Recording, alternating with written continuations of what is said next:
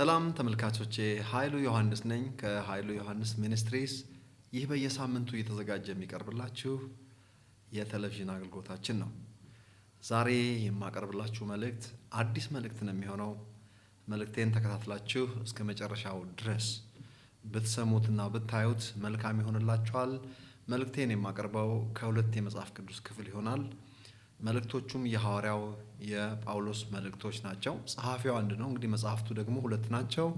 የተጻፈላቸው የተለያዩ አብያተ ክርስቲያናት ናቸው ማለት ነው። የኤፌሶን ቤተክርስቲያንና የቆላሲያስ ቤተክርስቲያን።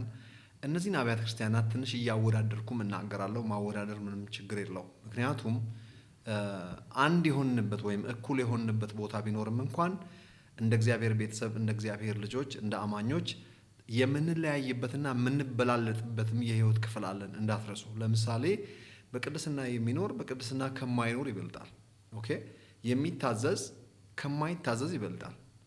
የእግዚአብሔርን ሐሳብ የተረዳ ካልተረዳ ይበልጣል። መንፈሳዊ ቋንቋ የሚናገር በቀላሉ የሚረዳ ከማይረዳው ሰው ይበልጣል። ስለዚህ መበላለጥ ቢኖር ምንም አዲስ እንደማይሆንብን ተስፋ አድርጋለሁ።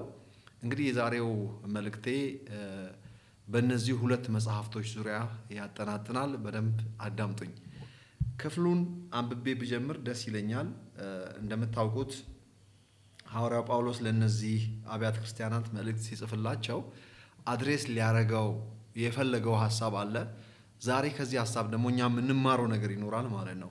የቆላሲያስ መልእክት ምዕራፍ 2 ቁጥር 10 ይሄንን መጀመሪያ አነበዋለሁ። ስሙኝ በደንብ።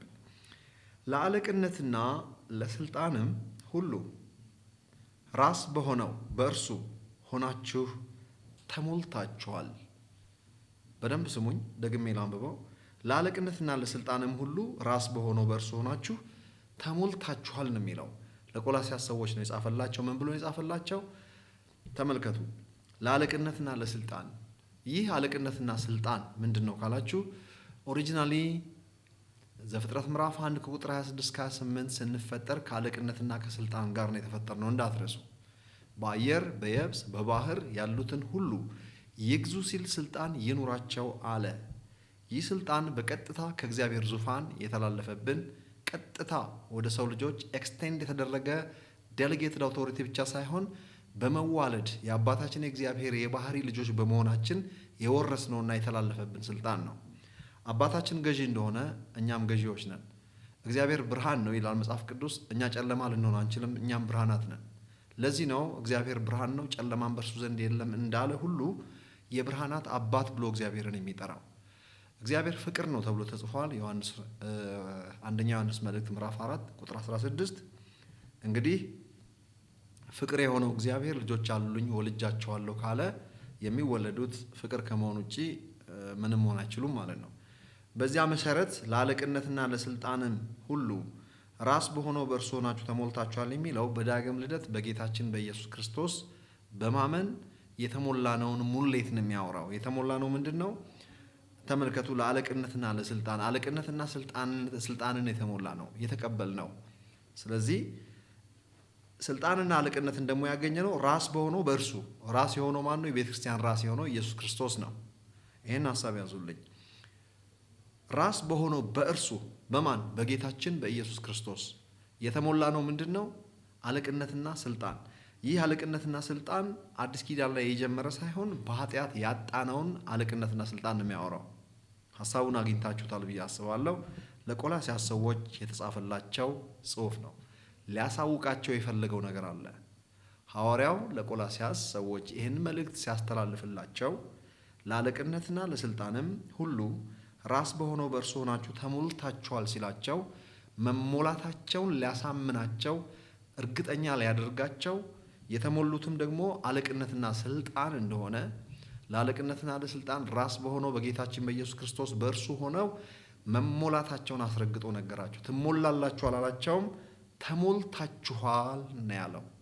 በጣም የሚገርም ነገር ነው። ኦራይት፣ እስቲ የኤፌሶን መልእክት ምዕራፍ 3 ቁጥር 19 ደግሞ እንመልከት። እንግዲህ ተሞልታችኋል የተባለው ራስ በሆነው በእርሱ አለቅነትና ስልጣንን ተሞልታችኋል የተባሉት የቆላስይስ ሰዎች ናቸው። ተመልከቱ፣ ተሞሉ አላለም፣ ተሞልታችኋል ነው ያላቸው። ያለቀ ነገር ነው የነገራቸው። እንዳትረሱ፣ እሷን ሀሳብ ያዙልኝ። ቁጥር 19 ኤፌሶን ምዕራፍ 3 ቁጥር 19 ከቅዱሳንም ሁሉ ጋር ስፋቱና ርዝመቱ ከፍታውም ጥልቀቱም ምን ያህል መሆኑን ለማስተዋል ከመታወቅም የሚያልፈውን የክርስቶስን ፍቅር ለማወቅ ትበረቱ ዘንድ፣ ቀጥሎ ያለውን አዳምጡ፣ እስከ እግዚአብሔር ፍጹም ሙላት ደርሳችሁ እስክትሞሉ ድረስ። እስከ እግዚአብሔር ፍጹም ሙላት ደርሳችሁ እስክትሞሉ ድረስ ያለው ለኤፌሶን ሰዎች ነው። ራስ በሆነው በእርሱ ለአለቅነትና ለስልጣንም በእርሱ ሆናችሁ ተሞልታችኋል የተባሉት የቆላስይስ ሰዎች ናቸው። ሁለቱ ልዩነት አግኝታችሁኛል ብዬ አስባለሁ።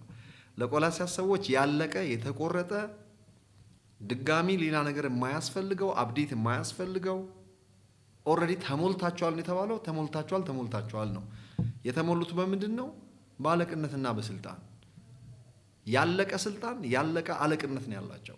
ከዚህ በላይ ወዴት ማደግ እስከማይችሉ ድረስ ተሞልተዋል። በቃ እነዚህ በማን ራስ በሆነው በእርሱ የተሞሉበት የሙሌታቸው ልክ ራስ በሆነው በኢየሱስ ክርስቶስ በእርሱ ልክ ግልጽ ነው። የኤፌሶን ሰዎች ደግሞ እስክትሞሉ ድረስ ነው የሚለው። አሁንም ከክርስቶስ ጋር ነው ያገናኛቸው፣ ወደ ክርስቶስ ፍቅር ማለት ነው። ለማወቅ ገና ለማወቅ ነው ይሄኛው። ተመልከቱ፣ ለማወቅ ዲስከቨር ለማድረግ እስክትሞሉ ድረስ የሚለውና ተሞልታችኋል ሁለቱ የተለያዩ ነገሮች የተለያዩ ሀሳቦች እንደመሆናቸው ይሄንን ክሊር ማድረግ እፈልጋለሁ። የቆላስይስ ሰዎች ተሞልታችኋል ነው ያለው። የኤፌሶን ሰዎች እስክትሞሉ ነው ያለው። እንደገና ወደ ቆላስይስ መልእክት አሁንም ልመልሳችሁ። አሁን ደግሞ ቆላስይስ ምዕራፍ 3 ቁጥር 10 ቁጥር 10 እንደዚህ ይላል። ይህንን እንግዲህ ሁላችሁም መጽሐፍ ቅዱስ ከያዛችሁ በተለያየ ትርጉም ማንበብ ትችላላችሁ። የፈጠረውን ምሳሌ እንዲመስል እውቀትን ለማግኘት የሚታደሰውን አዲሱን ሰው ለብሳችሁታል ይላል። እዚህ ጋር ደግሞ የፈጣሪውን መልክ የሚመስለውን አዲሱን ሰው ምን አድርጋችሁታል? ለብሳችሁታል። አዲሱን ሰው ልበሱት አላለም፣ ለብሳችሁታል። ምን አይነት ሰው ነው ለብሳችሁታል የተባለው? የፈጣሪውን መልክ የሚመስለውን ሰው፣ የፈጣሪውን መልክ የሚመስለውን አዲሱን ሰው፣ በክርስቶስ ኢየሱስ የተዋጀው አዲስ ሰው፣ እርሱን ልበሱት ሳይሆን ለብሳችሁታል ነው የተባለው። ስለዚህ ለቆላስይስ ሰዎች ለብሳችሁታል ብሏል፣ ተሞልታችኋል ብሏል። ሁለት ያለቀ ነገር ነው ያነበብነው። አሁን ደግሞ ወደ ኤፌሶን መልሳችኋለሁ ማለት ነው። እንደገና ወደ ኋላ ስመልሳችሁ ኤፌሶን ምዕራፍ 4 ላይ ነው እንደገና ወደ ኋላ መልሳችሁ። ኤፌሶን ምዕራፍ 4 ወረድ ብላችሁ ከቁጥር 19 ጀምሮ ላንብበው። ከቁጥር 18 ሶሪ እነርሱ ባለማወቃቸው ጠንቅ በልቦናቸው ደንዳናነት ጠንቅ ልቦናቸው ጨለመ፣ ከእግዚአብሔርም ሕይወት ራቁ። ስለ አሕዛብ ነው የሚያወራው። እግዚአብሔርን ስለማያውቁ ሰዎች ነው የሚያወራው። ደንዝዘውን በመመኘት ርኩሰት ሁሉ ለማድረግ ራሳቸውን ወደ ሴሰኝነት አሳልፈው ሰጡ። ስለማያምኑ ሰዎች ነው የሚያወራው ብያችኋለሁ። እናንተ ግን ስሙ፣ እዚህ ጋር እናንተ ግን ስላመኑት ክርስቲያኖች ነው የሚያወራው። ክርስቶስን እንደዚህ አልተማራችሁትም፣ በእርግጥም ሰምታችኋልና እውነትም በኢየሱስ እንዳለ በእርሱ ተምራችኋል። እውነት በማን ያለው? በኢየሱስ እንዳለ በእርሱ ተምራችኋል። እንግዲህ የምንማረው ነገር ነው። ፊተኛውን ኑሯችሁን እያሰባችሁ እንደሚያታልል ምኞት የሚጠፋውን አሮጌውን ሰው አስወግዱ። አሮጌውን ሰው አስወግዱ። አስወግዳችሁታል ሳይሆን አስወግዱ ነው እያለ ያለው እዚህ ጋር። በአእምሯችሁ መታደስ ታደሱ። አሁንም ገና ስለ መታደስ እየታደሰ የሚሄድ ነገር ነው እያወራ ያለው። በአእምሯችሁ መታደስ ታደሱ። ዕለት ተዕለት የሚደረግ ነገር ነው እያወራ ያለው። ለእውነትም በሚሆኑ ጽድቅና ቅድስና እንደ እግዚአብሔር ምሳሌ የተፈጠረውን አዲሱን ሰው ልበሱ። ጸሐፊው አንድ ስለሆነ ሐሳቡ ይገርማቸዋል። ተመሳሳይ ነው። የተጻፈላቸው ቸርቾች የተለያዩ ቸርቾች ቢሆኑም ሁለቱም ላይ ተመሳሳይ ነገር ምንድን ነው የሚለው? የፈጣሪውን መልክ የሚመስለውን አዲሱን ሰው ለብሳችሁታል ሲል ለቆላስይስ ሰዎች፣ ለኤፌሶን ሰዎች ደግሞ የፈጣሪውን መልክ የሚመስለውን አዲሱን ሰው ልበሱት ይላል። ልዩነቱ ምንድን ነው? ለኤፌሶን ሰዎች ልበሱት ነው የሚለው፣ ለቆላስይስ ሰዎች ደግሞ ለብሳችኋል ነው የሚለው። ለቆላስይስ ሰዎች ተሞልታችኋል ነው የሚላቸው፣ ለኤፌሶን ሰዎች እስክትሞሉ ድረስ ነው የሚለው። ስለዚህ በአጠቃላይ አሁን በሁለቱ ቸርቾች መካከል ያለውን ልዩነት ስትመለከቱ ለቆላስያስ ሰዎች ያለቀ የተቆረጠ ነገር ሁለት ቦታ ይናገራል። ምዕራፍ 2 ቁጥር 10 ላይ ለአለቅነትና ለስልጣን ራስ በሆነው በእርሱ ሆናችሁ ተሞልታችኋል። we are complete in him። ምዕራፍ 3 ቁጥር 10 ላይ ደግሞ ምዕራፍ 3 ቁጥር 10 ደግሞ የፈጣሪውን መልክ የሚመስለውን አዲሱን ሰው ለብሳችሁታል። ስለዚህ የቆላስያስ ሰዎች ለብሳችሁታል ነው የተባለው፣ ተሞልታችኋል ነው የተባለው። ከተሞሉ የሚሞሉበት ሌላ የቀረ ክፍት ነገር የለም፣ ሙሉ ናቸው። ለብሳችኋል ከተባለ የፈጣሪውን መልክ የሚመስለውን አዲሱን ሰው በክርስቶስ በተዋጀው እውነት ማለት ነው። በዛ እውቀት ተሞልታችኋል ማለት ያንን አግኝታችኋል፣ ደርሳችኋል ነው እያላቸው ያለው። ተሞልታችኋልና ለብሳችኋል ነው። ልብ አድርጉ፣ ያለቀ ነገር ነው ያወራው ለቆላስያስ ሰዎች። ለኤፌሶን ሰዎች ደግሞ ሙሉ ነገር አይደለም እየተናገረ ያለው። ልበሱት የሚል ነው የሚገኘው። እንደገና ደግሞ ተሞሉ፣ ወደፊት ገና እየተሞላን የምንሄደውን ነገር እየለበስን የምንሄደው ወይም ደግሞ ለወደፊት በደንብ የምንለብሰውን ወይም ገና የምንሞላውን ቀጣይነት ያለው ነገር ነው ለኤፌሶን ሰዎች የተናገረው። ይሄ ሁለቱ ምንድን ነው ልዩነቱ? ወገኖች እስቲ በደንብ አስተውሉ። እንግዲህ የቆላስያስ ሰዎችና የኤፌሶን ሰዎች ሁለት ፈጽሞ የማይታረቁ ሁለት የተለያዩ ነገሮች ነው የጻፈላቸው። አንብቤዋለሁ፣ ገብቷቸዋል ብዬ አስባለሁ። ለቆላስያስ ሰዎች ተሞሉ ነው ያላቸው፣ ማነው ተሞልታችኋል ነው ያላቸው፣ ለብሳችኋል ነው ያላቸው። ለኤፌሶን ሰዎች ደግሞ ልበሱ ነው ያለው፣ ተሞሉ ነው ያለው። እነዚህ ሁለት አብያተ ክርስቲያናት ሞር ማቹር ያደረጉት ያደገ ማን ነው ከሁለቱ? ሞር መንፈሳዊነት ያለው የትኛው ቤተ ክርስቲያን ነው? የቆላስያስ ቤተ ክርስቲያን ወይስ የኤፌሶን ቤተ ክርስቲያን? የቱ የሚበልጥ ይመስላችኋል? የትኛው ነው ሞር እግዚአብሔርን የሚያውቅ? የትኛው ነው ሞር መንፈሳዊ እድገት እያደገ ያለ? የትኛው ነው ቤቢ ክርስቲያን ወይም ደግሞ ትንሽ ማለት ገና ያላደገ ገና የቃሉ ወተት እየተመገቡ ያሉት የትኞቹ ናቸው? አጥንት የሚቆረጥሙት ወይም ደግሞ ጠንካራ ምግብ መብላት የለመዱ እንደ መጽሐፍ ቅዱስ ጠንከር ያለ ነገር እየተነገራቸው ያሉ የትኛዎቹ ናቸው? ኤፌሶን ቸርች ወይስ የቆላስያስ? what do you think? እስቲ ራሳችሁን ጠይቁ።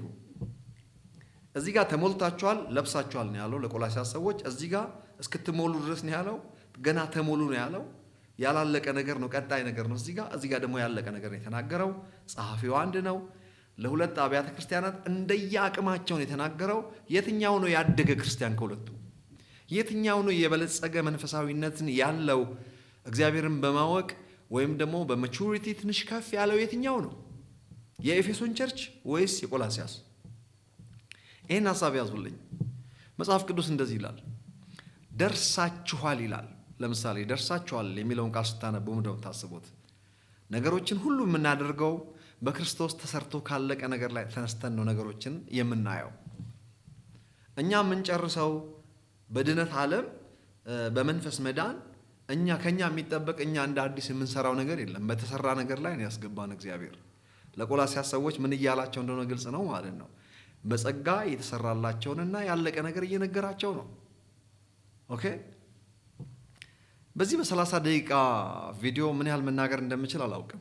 ነገር ግን ለእናንተ መነግራችሁ ሁለቱን እያወዳደራችሁ ራሳችሁን በዚህ ውስጥ እንድታዩ ነው የኔ ሐሳብ። ልብ ብላችሁ እንድትሰሙ ፈልጋለሁ።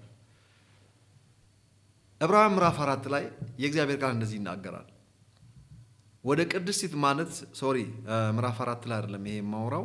በደስታ ወደ ተሰበሰቡት ቅዱሳን መንፈሶች ወደዛ ቀርባችኋል። የሁሉ ዳኛ ወደ ሆነው ወደ በጉ ወደ ጌታችን ወደ ኢየሱስ ክርስቶስ ማለት ነው ደርሳችኋል ይላል። በአጠቃላይ የተፈጸመ ነገር ነው የሚያሳየን። ኦኬ። አርፋችኋል ነው የሚለን። ወደ እረፍቱ የገባ ይላል እግዚአብሔር በሰባተኛው ቀን እንዳረፈ እንደዚሁ አርፈዋል ብሎ ይናገራል። አርፈናል። ታውቃላችሁ፣ እንዳረፍን ባይሰማንም በእግዚአብሔር ቃል መሰረት አርፈናል። ኦልሬዲ መንፈሳዊ እረፍት አግኝተናል። እናንተ ደካሞች ሸክም የከበደባችሁ ወደ እኔ ኑ እኔም አሳርፋችኋለሁ ያለ ወደ እርሱ መጥተናል፣ አርፈናል። ገና የምናርፍበት ምንም የቀረ ነገር የለም። ሊያድነን ኢየሱስ ክርስቶስ ለድነታችን ጠራን፣ እኛም መጣን፣ አዳነን። ገና የምንድንበት የቀረ ስፍራ የለም። ድነናል። ዳግም ተወልደናል፣ አዲስ ፍጥረት ነን፣ የእግዚአብሔር ቤተሰብ ነን፣ በቀኙ አስቀምጦናል። ያለቀ ነገር ነው አዲስ ኪዳን የሚናገረው። ይህ ተሰርቶ ያለቀ ነገር ደግሞ ከስራ አይደለም፣ ማንም ሰው እንዳይመካ ተብሎ ተጽፏል። የሆንኩትን ሁሉ የሆንኩት በእግዚአብሔር ጸጋ ነው ይላል እግዚአብሔር ቃል። በእግዚአብሔር ጸጋ ተሰርቶ ባለቀ ነገር ውስጥ እንጂ ያስገባን እንደ አዲስ እኛ የምንሰራው የተሰጠን ነገር አይደለም። ወቁ። አዳምና ሔዋንን እግዚአብሔር መቼም ከኛ ጋር እኩል ነው የፈጠራቸው። ዘፍጥረት ምዕራፍ 1 ላይ ነው ሰው ሁሉ የተፈጠረው። ነገር ግን ዳርቻና ዘመናትን ወሰነላቸው ስለሚል በጊዜያችን ሁላችንም የገባ ነው። ነገር ግን በስጋ የመጀመሪያ የገቡ ሰዎች እነዚህ ባልና ሚስቶች ናቸው። እነዚህ ሰዎች ወደዚህ ዓለም ሲያስገባቸው የሚገርማችሁ የሚያስፈልጋቸውን በጀት ፈጥሮላቸው በተሰራ ነገር ላይ እንጂ ያስገባቸው እንደ አዲስ በምድረ በዳ አስገብቷቸው እንደ አዲስ እንዲኳትኑ አይደለም ያደረገው። በስድስቱ ስራ ቀናት ውስጥ ለሰው የሚያስፈልገውን ነገር ከሰራ በኋላ በስድስተኛው ቀን መጨረሻ ባለቤቱን ወደዚህ ዓለም አስገባ እንጂ ሰውን ካስገባ በኋላ ለሰው ፕሮቪዥን አላመጣም። እግዚአብሔር በኤደን ለሰው ልጆች የሚያስፈልገውን ነገር ሁሉ ፈጠረ። ጨረቃ፣ ከዋክብት፣ ፀሐይ ሁሉ የተፈጠሩት ለሰው ነው። ለዘመን መቁጠሪያም ለብርሃንነትም ለተለያየ ዓላማ በጣም አመቺ የሆነ ዓለም እግዚአብሔር ለሰው ልጆች ከፈጠረ የሚበላ ነገር ሁሉ ካዘጋጀላቸው በኋላ በጀታቸውን ወጪ አድርጎ የሚያስፈልጋቸውን ነገር ከሰጠ በኋላ ፕሮቫይድ ካደረገ በኋላ ነው ባለቤቱን ያስገባው እንጂ ሰውን ካስገባ በኋላ የሚበላውን ነገር አልፈጠረለትም። እግዚአብሔር የማንም ባለዕዳ አይደለም። አሁንም ቢሆን ለምሳሌ ሕፃናት ሲወለዱ በጀቱ ከኛ እንዳይመስላችሁ፣ እግዚአብሔር በጀት አለው። ምናልባት እኛ ፕሮቫይድ አደረግን ማለት በእኛ በኩል እግዚአብሔር ፕሮቫይድ እያደረገላቸው እንጂ ፕሮቫይደሮቹ እኛ አይደለንም። ጀሆቫ ጃይሬ ተብሎ ተጽፏል። አምላካችን እግዚአብሔር እኛንም ልጆቻችንንም በእኛ በኩል በአደራ መልክ የተቀበልናቸውን የእግዚአብሔር ልጆች ጭምር የሚመግብ እሱ እንጂ እኛ አይደለንም። እንኳን እኛን ሰዎችን ቀርቶ የምድረ በዳን አራዊት እንኳን እግዚአብሔር እንደሚመግብ ተስፋም እንደሚያደርጉት ሁሉ ይናገራል።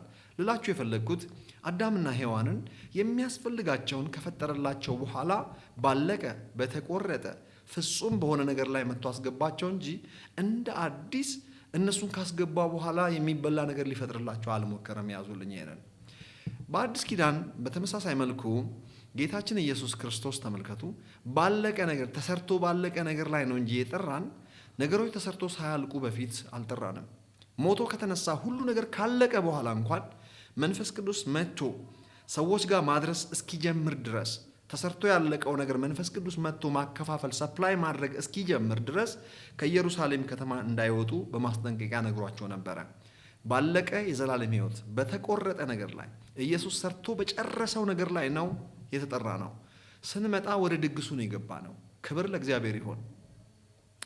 በብዙ ምሳሌ እግዚአብሔር ነግሮናል። እግዚአብሔር በጽዮን ተራሮች ላይ የሰባ ፍሪዳ አዘጋጅተዋል። ያረጀ ወይን ጠጅ በሚል የእግዚአብሔር እንከን የሌለበት ባንኩዌት እንዳዘጋጀና በባንኩዌቱ ላይ ደግሞ ይገባቸዋል የተባሉ ሰዎች ቅድሚያ እንደተጠሩ እንግዲህ መጽሐፍ ቅዱስ ማቴዎስ ወንጌል ምዕራፍ 22 ላይም እንደሚነግረን ይገባቸዋል የተባሉት አይሁዳውያን ናቸው።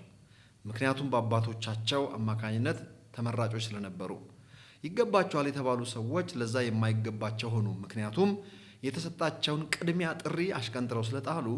እንግዲያውስ እግዚአብሔር ምን አለ? ይሄንን ድግሴን ለማን አድርገዋለሁ? ሂዱና በየመንገዱ ወጥታችሁ ያገኛችሁትን ሰው ሰብስባችሁ አምጡ፣ የማይመለከተውን ሰው ተባለ። እንግዲህ በዛን ቀን ከገቡት ውስጥ አንዱ እኔ ነኝ። እንግዲህ ተመልከቱ፣ ጉዳዩ እስከ በር ድረስ ነው። በር ጋር ሲደረስ ሰው ሁሉ የራሱን ልብስ አውልቆ በባለቤቱ የተዘጋጀ የሰርግ ልብስ ለብሶ ነው ወደ ውስጥ የሚገባው። እንግዲህ ከገባ በኋላ ሁለት ነገር ብቻ ነው ያለው። መግቢያው ጽድቅ ይባላል። ከተገባ በኋላ ሰላምና ደስታ የሚባሉ ነገሮች ናቸው ያሉት። ሰላምና ደስታ የሚባሉትን አንድ ላይ ስታደርጓቸው እርካታ ይባላሉ። አንዳች የማይጎልበት ህይወት፣ ያችም የዘላለም ህይወት ትባላለች፣ ወይንም የእግዚአብሔር መንግስት። ጥሪያችን ለዚህ ነው።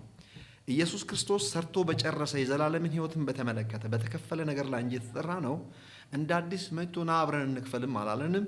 ወይንም ደግሞ እናንተ ሌላ ጊዜ የምትከፍሉት ነው ለጊዜው ከፍዬላችኋለሁ አልተባለም። በተከፈለ ፈጽሞ ፍጹም በሆነ ነገር ላይ ነው የጠራን። እግዚአብሔር የተመሰገነ ይሁን። በዚህ መሰረት ለቆላስይስ ሰዎች ምን እያላቸው ነው? የተፈጸመ ነገር ነው ሊያሳያቸው የፈለገው፣ ያለቀ ነገር ነው ሊያሳያቸው የፈለገው። ስለዚህ መልሱን አሁን ልናገር። የቆላስይስ ሰዎች ቤቢ ናቸው። ያላደጉ ክርስቲያኖች ስለሆኑ ነው የሆነላቸው መዳናቸውን ነው እንደ አዲስ እየነገራቸው ያለው። ድነሃል፣ አንተ አይጠበቅብህም ልትከፍል፣ ተከፍሎልሃል። you are free, you are complete። ደርሰሃል፣ ተሞልተሃል፣ ይሄ ሁሉ የሆነልህ በጌታ ነው። ይሄንን ነው እያላቸው ያለው።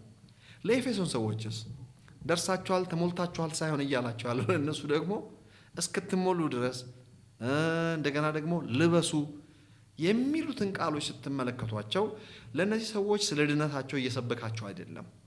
ስለሆነላቸው በእግዚአብሔር ጸጋ ተሰርቶ ያለቀ ነገር እንደ አዲስ እያባበለ እየነገራቸው ሳይሆን የተደረገላቸውን ነገር እነዚህ ያውቃሉ። አያስፈልጋቸውም እንደ አዲስ ስብከት እናንተ እኮ ድናችኋል፣ እናንተ እኮ ተሞልታችኋል፣ እናንተ እኮ ደርሳችኋል ሊባሉ አይገባም። ከዚህ ያለፉ ናቸው። እነዚህ ስለ አእምሮ ማደስ ነው እየነገራቸው ያለው። እነዚህ ቀጣይነት ያለ ከአንድ አማኝ የሚጠበቅ ላይፍ ነው እንጂ እየነገራቸው ያለው ከእግዚአብሔር ዘንድ ተሰርቶ ያለቀ ነገር እንደ አዲስ እየነገራቸው አይደለም። ልብ ብላችሁ ካሰባችሁ እንግዲህ ማን ነው መቹር ክርስቲያን? ማን ነው ያደገ ክርስቲያን? ከኤፌሶን እና ከቆላሲያስ ቤተ ክርስቲያን ትንሽ እግዚአብሔርን ወደ መምሰል የገባው የደረሰ በመጠኑም ቢሆን ከፍ ያለ አመለካከት ያለው ማን ነው ቢባል በጣም ቀላል ነው። ለቆላሲያስ ሰዎች ልብ አድርጉ፣ ለመንፈሳዊ ሕፃን የሚነገር ነገር ነው እየተነገረ ያለው። ድናችኋል እኮ ነው እየተሰበከ ያለው። እንደገና በክርስቶስ ተፈጽሟል፣ ድናችኋል፣ you are complete፣ ሌላ ነገር አያስፈልጋችሁም፣ የዳናችሁበትን እውቀት ያዙ፣ በጌታ ሙሉ ናችሁ፣ ተሞልታችኋል፣ ደርሳችኋል እያለ የትምህርት ጅማሬ ነው እየነገራቸው ያለው። ተሞልታችኋል፣ ራስ በሆነው በእርሱ ሆናችሁ ለአለቅነትና ለስልጣን ተሞልታችኋል ሲል ይህ የሕፃን ትምህርት ለኤፌሶን ሰዎች ያደጉ ስለነበረ ለነሱ አያስፈልጋቸውም። ሄዳችሁ ብትነግሯቸው እንደ መዳኔን ማመቻጣው ነው፣ ይልቁንም እግዚአብሔርን ስለመምሰል፣ ቀጣይነት ያለው በቅድስና ስለመኖር፣ ለሌሎች ሰዎች በረከት ስለመሆን፣ አእምሮን ስለማደስ፣ ከትላንት ይልቅ ዛሬን የማወቅን ጉዳይ ይሄንን ንገረኝ እንጂ እንደ አዲስ ዶንት ዌስት ዩር ታይም ነው የሚሏችሁ። መጽሐፍ ቅዱስ የትምህርት ጅማሬ የሚላቸው ነገሮች አሉ በመጽሐፍ ቅዱስ። ለምሳሌ ጥምቀቶች፣ እጆችን ስለመጫን፣ እንደነዚህ አይነት ትምህርቶች የትምህርት ጅማሬ ይባላሉ። ገና ለጨቅላ ክርስቲያን የሚነገሩ ናቸው። አስቡ፣ እጅ የተጫነለት ሰው ሁል ጊዜ እጅ እንዲጫንለት ቢፈልግ ስለ ጥምቀት እንግዲህ የውሃ ጥምቀት አንድ የሚወሰድ ነገር ነው። እሱም ደግሞ ማመናችንን የሚገልጥ ውጫዊ መገለጫ ነው። ሁሌ ስለ ጥምቀቶች ማውራት ምን ትርጉም አለው? እጆች ስለመጫንና እግዚአብሔር እንደዚህ ይልሃል፣ አይዞ ልጄ ሆይ ይልሃል። ይሄ ሁሉ ለሕፃን የሚነገር ነው። ለሕፃናት የሚመጣ መልእክት ምን የሚል መሰላችሁ? ለምሳሌ አይዞ ልጄ ሆይ እኔ ካንተ ጋር ነኝ። ለምንድነው ለሕፃን ነው ያልኩት? ማቹር ላደረገ ክርስቲያን እኔ ካንተ ጋር ነኝና አይዞ መባል አያስፈልገውም። ባይባልም እግዚአብሔር ከእርሱ ጋር እንደሆነ ያውቃል።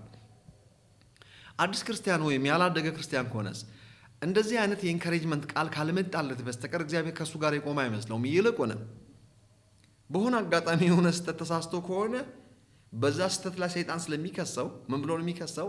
አንተ ከወረዲ ኃጢአተኛ ነህ፣ ምክንያቱም እንደዚህ አድርገሃል፣ ኃጢአተኛ በመሆን እግዚአብሔር አይወድህም ብሎ እግዚአብሔርን ይከሳል። እኛ ጋር አምጥቶ ግልጽ ነው። እግዚአብሔር አይወድህም ምክንያቱም ኃጢአት ሰርተሃል። እንግዲህ ተመልከቱ።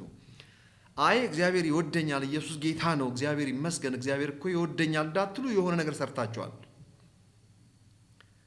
አይወደኝም ደግሞ እንዳትሉ በራሳችሁ ስራ በስህተታችሁና በመልካሙ ስራችሁ ልክ አይደለም እግዚአብሔር የሚወዳችሁ። በራሱ የጽድቅና የቅድስና የፍቅር መጠን ነው የሚወዳችሁ። አዲስ ክርስቲያን በብዙ ነገር ነው የሚጉላላው። ማቹር ላደረገ ክርስቲያን ግን ሲሳሳትም ሆነ ሳይሳሳት እግዚአብሔር እኩል እንደሚወደው ያውቃል። ስህተትን የሚያርመውና ከስህተት የሚርቀው እግዚአብሔር እንዳይጠላው በመፍራት ሳይሆን ስለማይገባና ነውረኛ ስለሆነ ከአንድ ያመነ አማኝ ስለማይጠበቅ ነው። የኤፌሶን ሰዎችን ከምዕራፍ 1 ጀምራችሁ ስትመለከቱ ጠንከር ያሉ ናቸው። ለኤፌሶን ሰዎች ብዙ አሳይመንት ሲሰጣቸው ነው የምታዩት። ራሱ የተሰበኩትን መልእክት ከመጀመሪያ ጀምራችሁ ስትመለከቱ እንዴት ዓለም ሳይፈጠር እግዚአብሔር እንደመረጣቸው፣ የልቦናቸው አይኖች እንዲህ መከፈት እንዳለባቸው። የልቦናቸው አይኖች መከፈት እኮ ማለት የዳኑበትን የድነት እውቀት አርቀው እንዲያዩ ማለት ነው። የፍቅርን ከፍታና ጥልቀት ለይተው እንዲያውቁ እጅግ በጣም ጠንካራ መልእክት ነው። ምዕራፍ 3ም ምዕራፍ 4ም ስትመጡ ይልቁንም ምዕራፍ 5ም ከዚያ አልፈው ምዕራፍ 6 ጋር ስትደርሱ መንፈሳዊ ውጊያ ታስታውሳላችሁ። ምዕራፍ 6 ከቁጥር 10 ጀምሮ በቀረውስ መጋደላችን ከደምና ከስጋ ጋር አይደለም የሚለው ማለት ነው። በቀረውስ ወዳጆች ሆይ መጋደላችን ከደምና ከስጋ ጋር አይደለም፣ ይልቁንም በሰማያዊ ስፍራ ካሉት ከክፋት መንፈሳውያን ሰራዊት ኃይላት፣ ከስልጣናት ከኃይላትም ጋር ነው። ፓወርስ፣ ሩለርስ፣ ፕሪንሲፓሊቲስ ከነዚህ ጋር ነው። ስለዚህ የመንፈሳዊ የዕቃ ጦራችሁን ሁሉ አንሱ ካለ በኋላ ያን የዕቃ ጦር ከታች ይዘረዝራል። ከውጭ ለሚያይ ሰው ልክ አንድ ሮማን ወታደር ታጥቆ የቆመ ሰው ያንን ነው የሚመስለው። የመንፈስ ሰይፍ ይዟል፣ የወንጌል ጫማ ተጫምቷል፣ የእውነት ቀበቶ ታጥቋል፣ ብረስት ፕሌት ምንድን ነው የሚባለው ጥሩር ለብሷል፣ ለጭንቅላቱ ሄልሜት አድርጓል፣ የመዳን ራስ ቁር። ጥሩር ደግሞ ከቀስትና ከእንትን የሚጠብቅ እዚህ ልብ አካባቢ እንዳይጎዳ ቀስት እንዳይወጋውም ከነሐስ ብረት የሚሰራ ነው። ሴፍ ነው የሰውዬ። በእንደዚህ አይነት ተዘጋጅታችሁ ቆሙ። ይልቁንም የሚንበለበለውን የዲያብሎስን ፍላጻ ማጥፋት እንድትችሉ የመንፈስን ሰይፍ ያዙ፣ የእምነት ጋሻ። እንዲህ እያለ ምሳሌያዊ ንግግር ለአንድ ላደገ ሰው የሚነገር ትምህርት ነው። ኤፌሶን ምዕራፍ 6 ጉዳዩ ከሰይጣን ጋር እሰጥ አገባ ውስጥ የመግባት ጉዳይ ዘራፍ ሳይሆን ውጋ ንቀል ሳይሆን እዚያ ጋር በአጭር ቋንቋ በሚገባን መልኩ ሊነገረን የተፈለገው ወይም ለኤፌሶን ሰዎች ሊነገር የተፈለገው አእምሮን በማደስ መንፈሳዊ ቪክትሪ አሸናፊነትን እንዲኖሩት ነው። ክፍሉ ስለ ግብ አያወራም። ብዙ ሰው ያን ክፍል ለምን እንደማያስተውሉ አልገባኝም። አእምሮን በማደስ በእውቀት በመሞላት ከፍ ባለ መለኮታዊ እውነትና እውቀት በመሞላት አእምሮን በማደስ የሰይጣንን ሐሳብ የሰይጣንን ውሸት የማፍረስ ጉዳይ እንጂ የሰይጣንን ሽንገላ የማፍረስና የመቃወም ጉዳይ እንጂ ባድ ጋይ ዲያብሎስን እንደ አዲስ ከሱ ጋር ሌላ ሰጣ ገባ ውስጥ ለመግባት አይደለም። ሰይጣንን በተመለከተ የዛሬ 2000 ዓመት ገደማ የተሸነፈ ያለቀለት ጠላት ነው። ክፍሉን አናስተውሉም እንጂ ቃል በቃል ምንድን ነው የሚለው? የሰይጣንን ሽንገላ መቃወም እንድትችሉ ነው የሚለው። የዕቃ ጦር ሁሉ አንሱ። እንግዲህ ሰይጣንን መቃወም እንድትችሉ ሳይሆን የሰይጣንን ሽንገላ ነው የሚለው ክፍሉ። ሽንገላ የሚለው ውሸት ማለት ነው። ሰይጣን ሁሌ እንደሸነገለ እንደዋሸ ነው። የሰይጣንን ውሸትና ሽንገላ መቃወም የምንችለው በእውነት ነው። ውሸትን የምናፈርሰው በእውነት ነው። ውሸትን የምንበቀለው በእውነት ነው። እውነት የእግዚአብሔር ባህሪ ሲሆን ውሸት ደግሞ ሰይጣናዊ ባህሪ ነው። ውሸት የሆነውን ሰይጣናዊ ባህሪ የምናሸንፈው እውነት በሆነው በእግዚአብሔር ባህሪ ነው። መጽሐፍ ቅዱስ ቅድም ሳነብ ኤፌሶን መልእክት ምዕራፍ 4 ላይ በእርሱ ሆናችሁ ተምራችኋልና ክርስቶስ እንደዚህ አልተማራችሁም፣ ስለዚህ ውሸትን አውልቃችሁ ጥላችሁ ይላል። ውሸትን የምንበቀለው በእውነት ነው። በምን? እውነትን በመማር ክርስቶስ የምንማረው ነው፣ የምናውቀው ነው። ለኤፌሶን ሰዎች ስለ አእምሮ ማደስ ነው የሚያወራው። ኦኬ፣ የማደግ ጉዳይ ነው። ስለዳኑበት እውነት ብዙ ሊያስረዳችሁ ጥረት አያደርግም። የቆላስይስ ሰዎችን ስታዩቸው ግን ሕፃናት ናቸው። እንደ አዲስ ድናችኋል እኮ ምንም አያስፈልጋችሁም፣ ዩ አር ኮምፕሊት። በቃ መጀመሪያ ይሄ ማለቅ አለበት። ቀጣዩን አእምሮ ማደስና የነፍስ መዳን ከመናገሩ በፊት በደንብ የዳኑበትን የድነታቸውን እውነት መያዝ ስላለባቸው ድኛለሁ እስኪሉ ድረስ እነዚህን ሰዎች ማባበል ስለነበረበት ሕፃናት ስለሆኑ ሐዋርያው ጳውሎስ ሁለቱን በእንደዚያ መልኩ ነው አድሬስ ያደረጋቸው። እንግዲህ ወንድሞቼና እህቶቼ ከዛሬ መልእክት ምን ተማራችሁ ብዬ ብጠይቃችሁ የምትናገሩት ነገር ይኖራቸዋል። የዳንበትን እድነት ማወቅ ሌላ ጉዳይ ነው። ከዳንን በኋላ ደግሞ እንግዲህ በእውቀት ማደግ ሌላ ጉዳይ ነው። አንድ ክርስቲያን ከዳነ ማግስት ወይም ደግሞ ዳግም ከተወለደ አዲስ ፍጥረት ከሆነ ማግስት እንግዲህ ቤቢ ክርስቲያን ነው፣ ሕፃን ነው። ሕፃን ደግሞ ማደግ ይጠበቅበታል። ስለዚህ ጉዳይ በሰፊው በሚቀጥለው ሳምንት ላይ እናገረዋለሁ። ለጊዜው ዛሬ የሰማችሁኝ ሰዎች የሚቀጥለውን ነገር መስማታችሁን አትተዉ። ምክንያቱም ሙሉ መልእክት አይሆንላችሁም የሚቀጥለውን ካልሰማችሁ። ለዛሬ ሁለቱን አወዳድራችሁ የትኛው ማቹር የሆነ ክርስቲያን ነው የሚለውን ነገር በደንብ ራሳችሁ ፈትናችሁ እንድታውቁ እጋብዛችኋለሁ። ለዛሬ ደህና ሁኑ። ኃይሉ ዮሐንስ ነኝ። ባባይ